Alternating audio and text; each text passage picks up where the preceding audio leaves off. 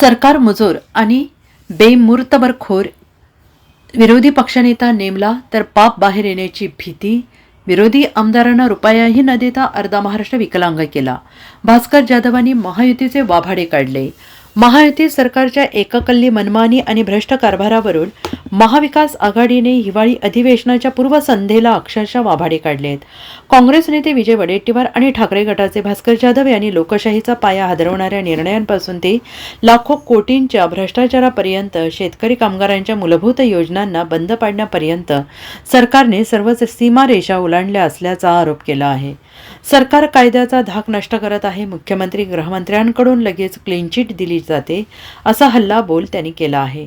चहापाण्याच्या पारंपरिक निमंत्रणाला सरळ बहिष्कार जाहीर करत भास्कर जाधव यांनी मुख्यमंत्री आणि सरकारवर लोकशाहीचा अपमान केल्याचा आरोप केला आहे. विरोधी पक्षनेतेपदाची दोनही पदे रिक्त ठेवणे हा घटनेचा अपमान असल्याचं ते म्हणालेत आणि ही केवळ परंपरा नसून बाबासाहेबांनी दिलेले संवैधानिक पदं आहेत असंही त्यांनी स्पष्ट केलंय.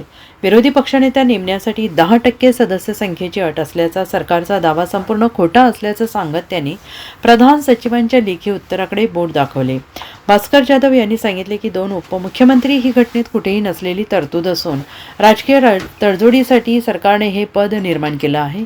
आज सत्ताधारी 3 पक्ष भ्रष्टाचाराच्या स्पर्धेत उतरलेले आहेत. विरोधकांच्या आमदारांना 1 रुपयाही निधी न देऊन अर्धा महाराष्ट्र विकलांग केला असल्याचा आरोप केला. रोहित आर्या कंत्राटदार प्रकरणात सरकारनेच पुरावे नष्ट करण्यासाठी गोळीबार घडवून आणल्याचा थेट आरोप केला.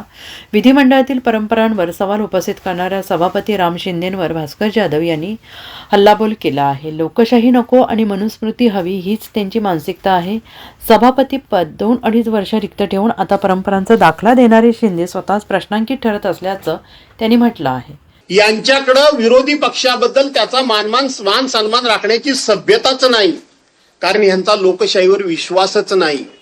अशा लोकांबरोबर चहा पानाला जायचं म्हणजे काय करायचं? आम्ही हातात चहा घ्यायचा, त्यांनी हातात चहा घ्यायचा आणि आमचे फक्त फोटो काढून आम्हीच कसे ह्यांना मिळालेलो आहोत, आम्ही कसे यांच्या बरोबर आहोत, अशा पद्धतीनं आमच्या चांगुलपणाचा गैरफायदा घेऊन आम्हाला राजकीय दृष्ट्या बदनाम करण्याची मोहीम म्हणजे चहापान असा सत्ताधारी पक्षाचा समज आहे. परंतु आम्हाला तो समज नाही, तर आम्हाला सरकारबरोबर जनतेचे प्रश्न सोडवले पाहिजेत. हे विदर्भामध्ये अधिवेशन आहे, विदर्भाचे प्रश्न प्रामुख्याने घेतले पाहिजेत, विदर्भाला प्रामुख्याने न्याय दिला पाहिजे हा आमचा आग्रह असणार आहे. तो आग्रह त्यांना ऐकायला वेळच नाहीये त्यांच्याकडे, त्यांना त्याची आवश्यकताच वाटत नाहीये, कारण पाचवी बहुमत भयंकर असल्यामुळं त्यांना कुठल्याही प्रकारची अडचण नाही. आम्ही सांगितलं की यंदा पाऊस पडला, पावसानं संपूर्ण महाराष्ट्रातला शेतकरी उद्ध्वस्त झाला.